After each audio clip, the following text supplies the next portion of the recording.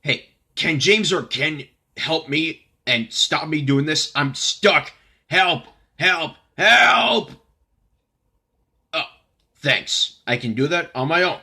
Welcome to the final wager. I'm William Weyser, and and this whole thing was because of Ken's daily double and a little help from Alex with the all-in push. And James is doing. He's known very well for doing this, and yeah, there's a lot of humorous moments between James and Ken on tonight's episode. So, speaking of which, both of them have huge scores again. James has the lead this time with 32,400. Well, by this time I mean the first half of the episode. Ken has 22,000, and Brad just needs some help. 7,200.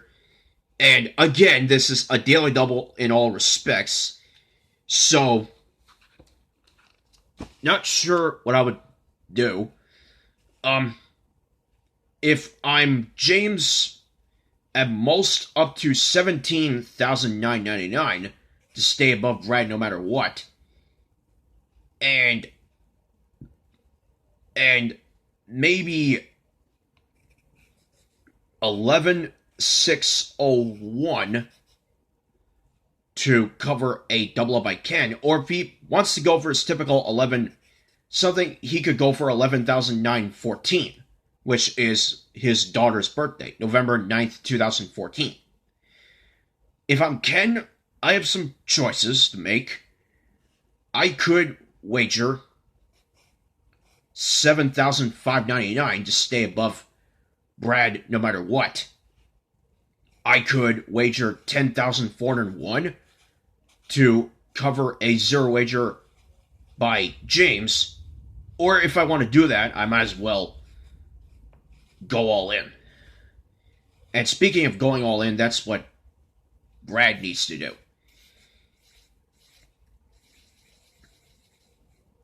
Now, Ken has one game under his belt, and we'll see after this and the next game, he'll go 2 for 2, or if James can stop him from doing so, and we get another episode on the way. Brad got it right and went for everything, doubling his score to 14,400. Ken also got it right and added some artwork to it with the communist manifesto. And yeah, you're going in the wrong direction, but Ken added 18,000, which brought him up to 40,000. And James made it a triple solve and did wager 11,914, which is enough to cover a double up by Ken, and he has the lead this time. And by this time I mean after the first half, with 44,314. So now I'm going to write the total point scores that each and everybody has after game one.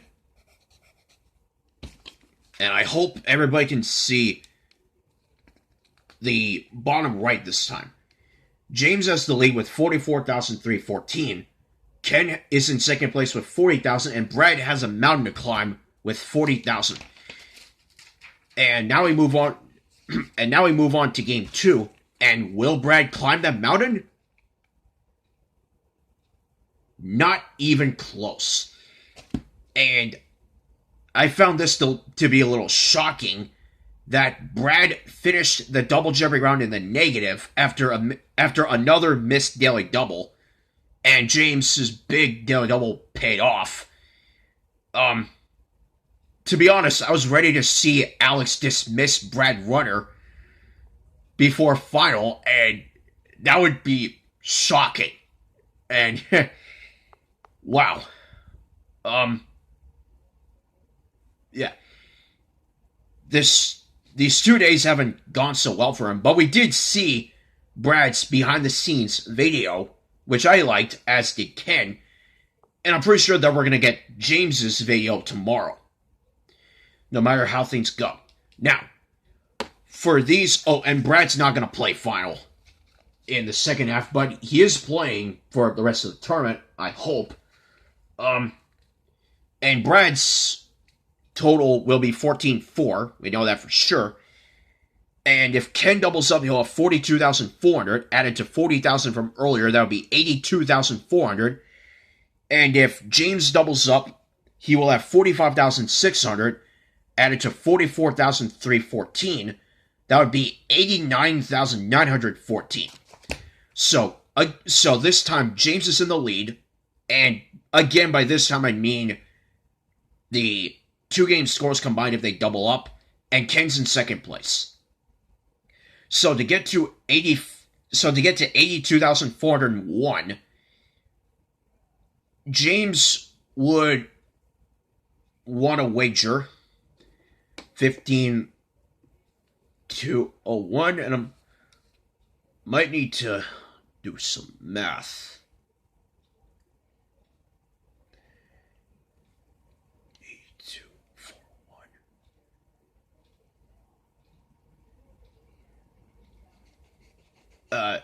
James would want to wager 15,187, I think.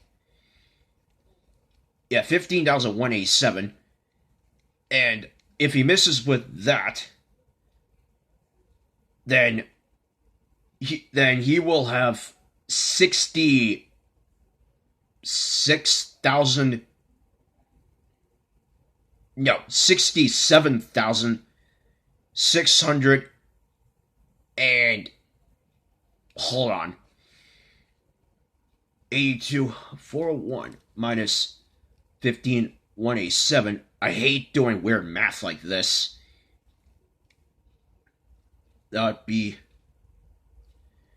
67,214. I'd say he has to get it right to have a shot, so all in. Alright, so let's see what happens here, and I'm sorry for doing any more struggles, but if people like doing weird math or wager weird numbers to make the math difficult, more power for them. And to be honest, I'm more on Keith Williams' side. He hates weird numbers, and that's just the math that I like doing.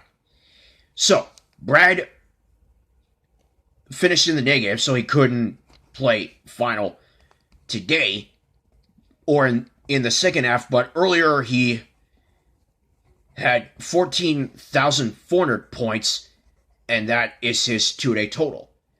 Ken was one of the two names off and wagered 3,800, which left him with 17,400. And earlier he had 40,000, and that gives him a two-game total of 57,400.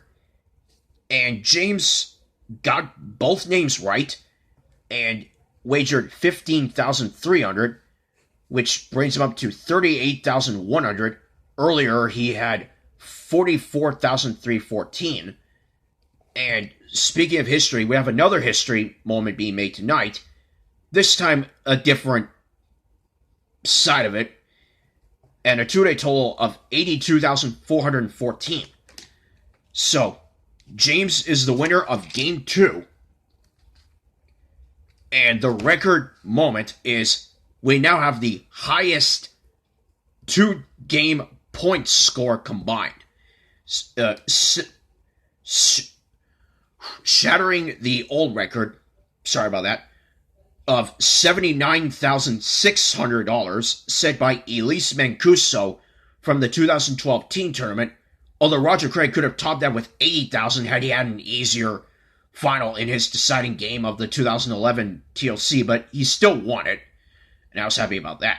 So, James has one game to his credit, Ken has one game to his credit, and Brad needs to have a good game to catch either of them. Will it happen tomorrow? We'll find out. And before I do that, I have to do game 4 of the final wager for the greatest of all time. And speaking of Mr. Man Week, Zumba is here. And I almost forgot about him.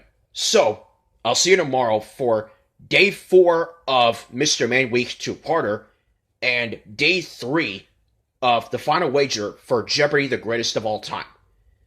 Until then, may the best man win.